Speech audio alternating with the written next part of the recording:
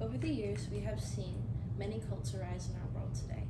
Although different in a variety of ways, we can all distinguish one similar factor: the use of ritualistic synchrony. Good afternoon. My name is Emily Hernandez. The question I will be answering for you guys today is how has the use of ritualistic synchrony of cults affected the overall psychological health of cult members from the mid-19th century to the 20th century? My argument is that the ritualistic synchrony of cults has negatively affected the overall psychological health of cult members through manipulation tactics, medicalization, and the use of groupthink. The first way ritualistic synchronization has affected the overall psychological health of cult members is a significant increase in mental disorders. Through a study referenced by Thomas Robbins for the Oxford University Journal, you can see that manipulation tactics have been proven to render mental capacity and incapability of rational evaluation, which is all a form of deprogramming or brainwashing members. A similar study found that through the use of medicalization, mental disorders have inclined. This has evidently been proven to increase psycho-emotional disabilities such as depression and anxiety, and increase in risk of mental illnesses overall.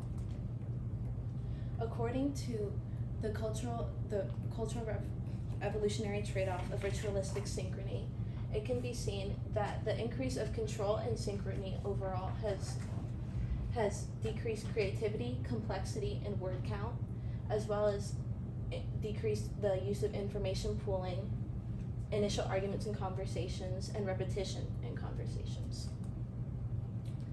My second point I have for you guys today is groupthink. Through the use of groupthink. Also, according to Stimulus One, the two most similar topics, which would be conventionality and groupthink, all decrease creativity, divergent thinking, and complex tasks, and lessen group dissent, less attention, and minority perspectives as well. According to the holdout by Norman Rockwell in Stimulus 2, groupthink can severely single out those who have a minority belief and make them feel inferior and less valued, such as the girl in the picture who is considered the minority and the majority of men trying to single out and make her disbelieve her own beliefs, which could lead to harmful obedience, threatening the mental and physical safety of the community members. Although it can be argued that ritualistic synchrony can bring communities together, or even entire countries together, according to Stimulus 5, the Song of Freedom at the Estonian Song and Dance Festival, a civilian and local attender of the festival can be quoted saying, "I think that freedom is very fragile. We should cherish this, and we should cherish our freedom and our culture. With the Song and Dance Festival, we're singing ourselves free, showing what we are." Through groupthink, it can be argued that unity occurs in this festival, and through synchronization as well. In this case, synchronization and the power of music has brought a whole nation together. This leads to my solutions and limitations. Solutions I would have would be to allow cult members more freedom in expressing creativity and expressing emotion and allowing emotional responsibility as well. Another solution I would have would be to keep cult leaders accountable and lessen the use of manipulation tactics, and to enforce proper psychotherapy and evaluations to cult members. Limitations I would have is religion could prevent freedom or would be an excuse to allow cult members to have freedom.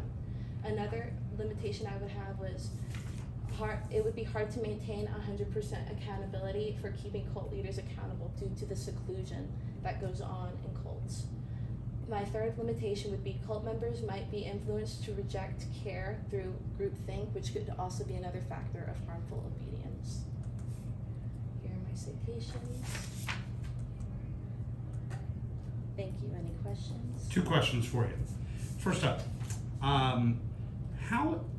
what evidence did you gather that you didn't use, and then why didn't you use it? Evidence I gathered that I didn't use would be a first-hand account of a cult member, which would definitely be Angel's Landing.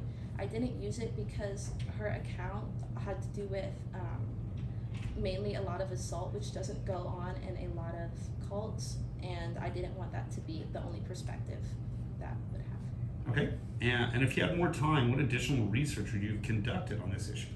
I would have conducted more long-term psychological issues because I did conduct research on psychotherapy issues and certain mental disorders, but I would have conducted more long-term and how it affected them long-term through their daily